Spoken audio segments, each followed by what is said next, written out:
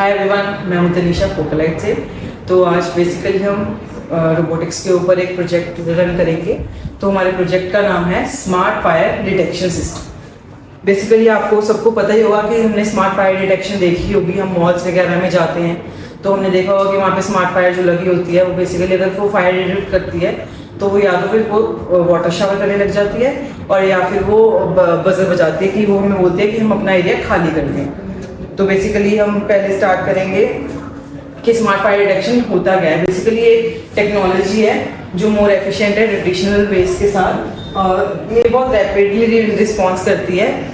Basically हम इसे अपने घर में भी लगा सकते हैं, और जैसे मैंने बताया कि ये बेसिकली इंडस्ट्रीज में लगाया जाता है क्योंकि जहाँ पे वोल्टेज वगैरह हाई होती है तो उसको बचाने के लिए, मतलब वहाँ पे कोई फायर का सीन ना क्रिएट हो तो उसको प्रिवेंट करने के लिए हम इसे यूज़ करते हैं। और जब हम इस प्रोग्राम को रन करेंगे तो हमें बेसिकली ये कंपोनेंट्स चाहिए होंगे हमारे स्मार्ट फायर डिटेक्शन के लिए। सेंसर जो हमारा होता है फ्लेम सेंसर, और कंट्रोल यूनिट। बेसिकली हमारा आर्डिनो है, उसमें जो ब्रेन होता है वो माइक्रो कंट्रोलर, वो इसको रन करवाएगा। उसमें हम प्रोग्रामिंग करके उसको रन करेंगे और पावर सप्लाई, जिससे ये अपना वर्क शुरू करेगा। तो हम पढ़ते हैं advantages of smart fire alarm के। इसकी फर्स्ट एडवांटेज है ये अर्ली डिटेक्शन करता है। ऑब्वियसली कोई स्मोक डिटेक्ट करेगा तो ये फटाफट से उसको रैपिडली वर्क करके अपना वर्क करेगा। आगे जो भी इसको करना है, वाटर शावर करना है, इसको बजर बजाना है या कोई सायरन प्ले करना है तो वह करेगा।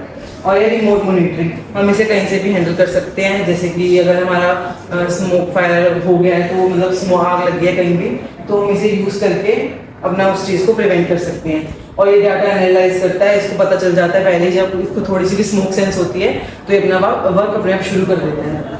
और ये इंटीग्रेशन विद स्मार्ट होम्स, इसका मतलब है कि हम इसे स्मार्ट होम्स में यूज़ करते हैं अपने घर को स्मार्ट करने के लिए और अपने घर की सेफ्टी के लिए। ये इसके एडवांटेजेस हैं।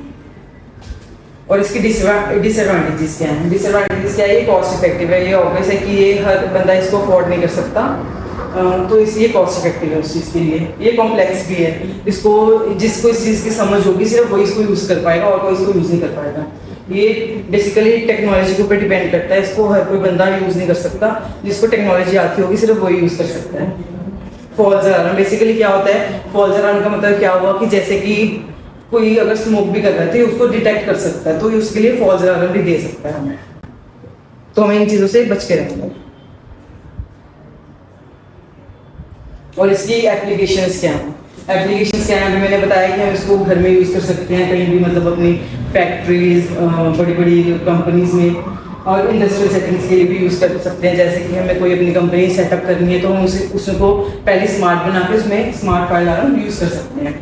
कमर्शियल बिल्डिंग्स, हम जो भी अपना कंस्ट्रक्ट कर रहे हैं अपनी बिल्डिंग को, उसमें यूज़ कर सकते हैं। स्मार्ट सिटीज़ में हमें कोई भी अपना एरिया क्रिएट करना है, जैसे हमें अपनी सोसाइटी क्रिएट करनी है तो उसमें ये स्मार्ट सिटी को बनाने के लिए यूज़ कर सकते हैं।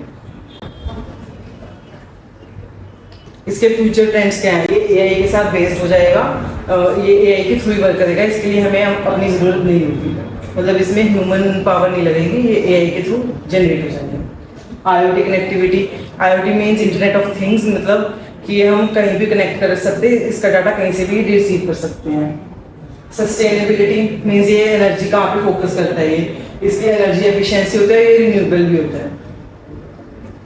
और इसका यूजर सेंट्रिक डिज़ाइन, ये डिपेंड करता है कि हमें इसको कहाँ पे इम्प्लीमेंट करना है और कहाँ पे इसको सेटल करना है। तो बेसिकली हमारा ये टॉपिक था। अब हम इसके ऊपर एक प्रैक्टिकल रन करके देखेंगे। बेसिकली अब हम फ्लेम सेंसर के ऊपर पढ़ेंगे कि हम उसमें कौन कौन से कंपोनेंट्स यूज़ करेंगे। हमारा फर्स्ट कंपोनेंट होगा आर्डिनो ऊनो बजर, जो हमें बताएगा कि ये हमारा फ्लेम लगी है या नहीं लगी है, आग लगी है या नहीं। और नेक्स्ट है हमारा फ्लेम सेंसर, ये आप देख पा रहे हो।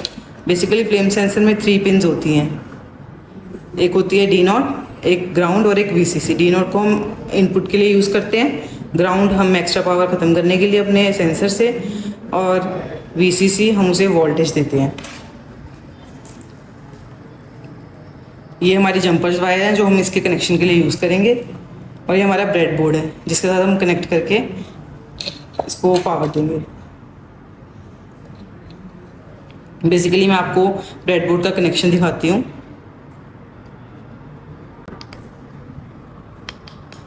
ये हमारा पॉजिटिव है, ये हमारा नेगेटिव है।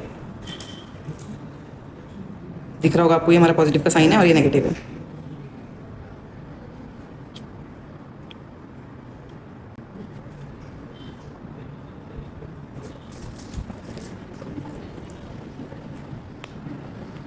ये हमने इसके ऊपर पॉजिटिव और नेगेटिव के लेके हम इसको कनेक्ट करेंगे अपने आर्डिनो से। पहले हम इसको भी जंपर वायर्स के साथ कनेक्ट करते हैं।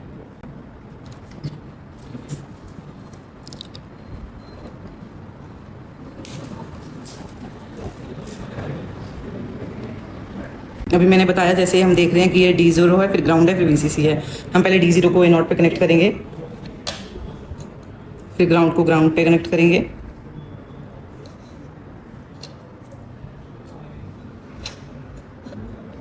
फिर VCC को हम 5 वोल्ट पे कनेक्ट करेंगे।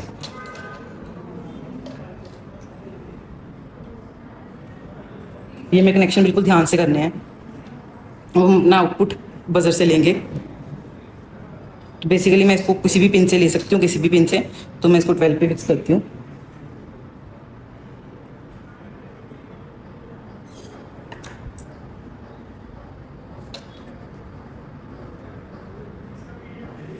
अब हम इसके नेगेटिव टर्मिनल को ग्राउंड कर देंगे।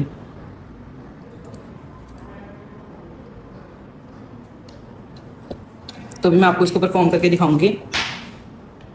ये हमारा USB कनेक्शन है जिसे हम कोड लेंगे, अपने आर्डिनो को देंगे।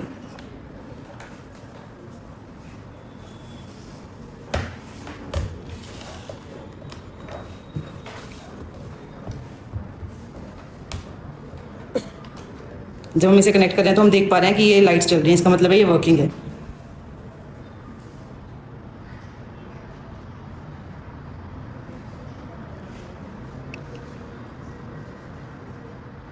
मैंने भी इसमें अपना कोड अपलोड किया। अब हम इसको वर्क करवा के दिखाते हैं।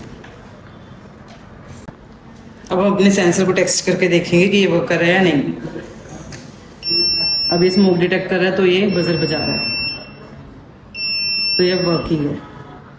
So thank you. तो आज का हमारा सेशन हम यहीं पे एंड करते हैं।